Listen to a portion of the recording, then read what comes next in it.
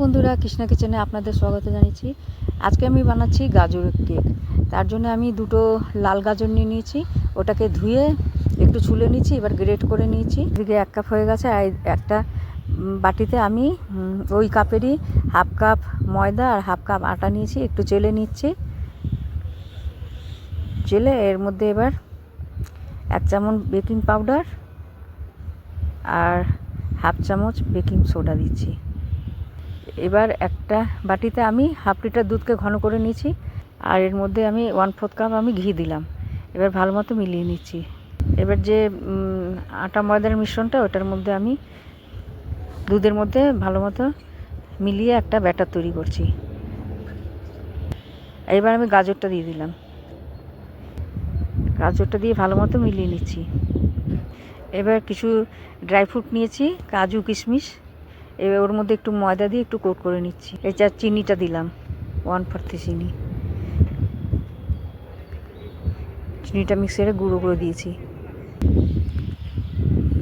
6-7 ফোঁটা vanilla essence দিয়ে দিলাম। দিয়ে ভালো মতো মিলাচ্ছি। ড্রাই ফ্রুটগুলো দিয়ে দিচ্ছি। দিয়ে আর একবার মিলিয়ে নিলাম। অল্প ড্রাই ফ্রুট রেখে দিয়েছি, পরে দেব। এবার একটা বাউলে ঘি ব্রাশ করে নিচ্ছি, আর এর মধ্যে একটা বাটার পেপার রেখে তারপর ব্যাটারটা দেব। রেখে দিচ্ছি। এবার আমি ব্যাটারটা এর মধ্যে ঢেলে দিচ্ছি। আমি আবার কিছু ড্রাই ফ্রুট দিয়ে দিলাম।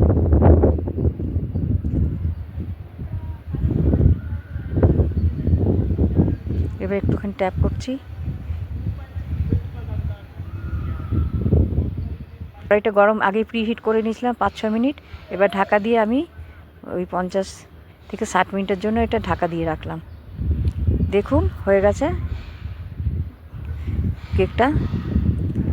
দেখুন আমি একটা নাইফ দিয়ে চেক করে দেখছি, একদম লাগছে না। এবার কেকটা আমার হয়ে গেছে। এবার আমি এটা বার করে ঠান্ডা হতে দেবো। এটা খুবই স্পঞ্জি আর খেতে খুব টেস্টি হয়। এটা আপনারা একবার হলেও বানাবেন, বানিয়ে খেয়ে আমাকে সাবস্ক্রাইব আর লাইক করবেন।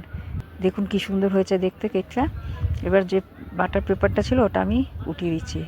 দেখুন কেকটা সোজা করে দিয়েছি। এবারে কেটে আমি দেখাচ্ছি। একদম সফট হয়েছে, দেখুন কি সুন্দর সফট। আর আজকের মতো এখানেই আসছি। নমস্কার।